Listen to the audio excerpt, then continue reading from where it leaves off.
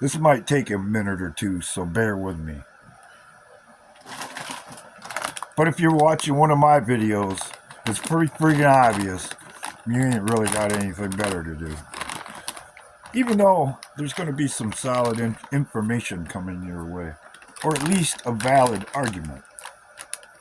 Okay, Mr. Poor Man, I will play your game. You would have me believe that everything that Donald Trump has been through has all been a snow job.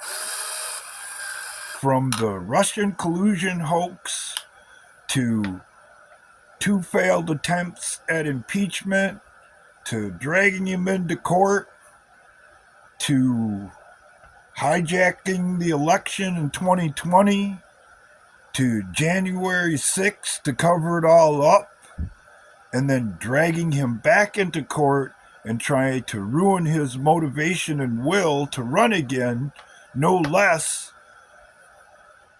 attempt to smear his reputation so that people wouldn't vote for him. They did all of that just to convince people like me that Donald Trump is on our side. That's what you would have me believe? Really? That's a pretty freaking elaborate plan for a bunch of people who obviously only pull plans out of their ass. If you get what I'm saying. Because if you look at it from the other side, the way the Democrats have operated, obviously they have been making it up since he got elected in 2016. That's why it's such a hodgepodge of different tactics and things right up until they started shooting at the man.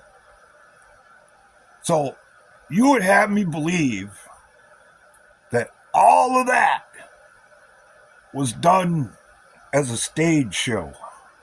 And there is no possibility whatsoever that that man got up there on that stage in 2016 during his inauguration and lied through his teeth and didn't mean a damn thing he said. Well, if that's the case, why is he getting rid of all the illegals, or trying to? Why is he invading Venezuela and turning over Fulton, or going through Fulton County's election records, when anybody who's been paying any attention to this knows that all that shit goes back through Venezuela? They're the ones who came up with the technology in a lot of the machines. That's why Tulsi Gabbard was in Georgia when the search warrant was served. So, drink the Kool-Aid? Nah, not at all, man. I'm going by the facts. What I see. The parts that are being taken off and removed in order to get to the core of the problem. Which we ain't quite there to yet, I will admit.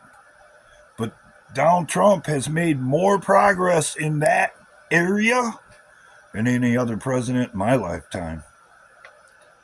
So, drink the Kool-Aid?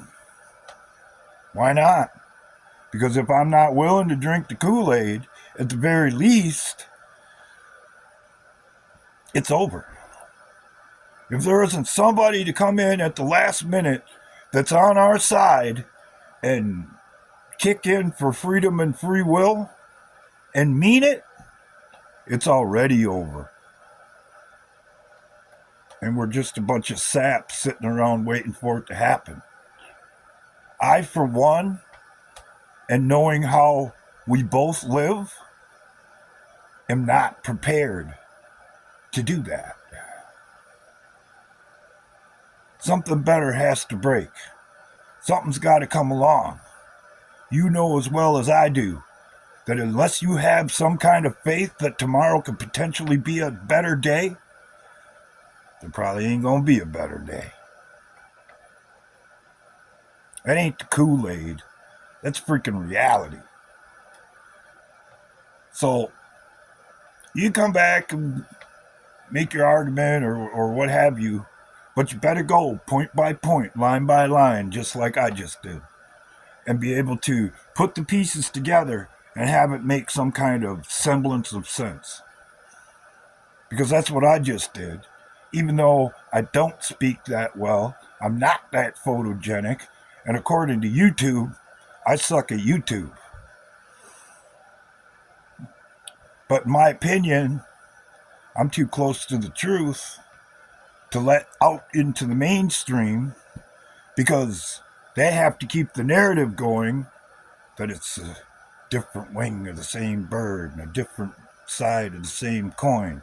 And all of the bullshit brainwashing that they have put into people who say things like, oh no, you drank the Kool-Aid. There has to be hope somewhere, or there is no hope, my man.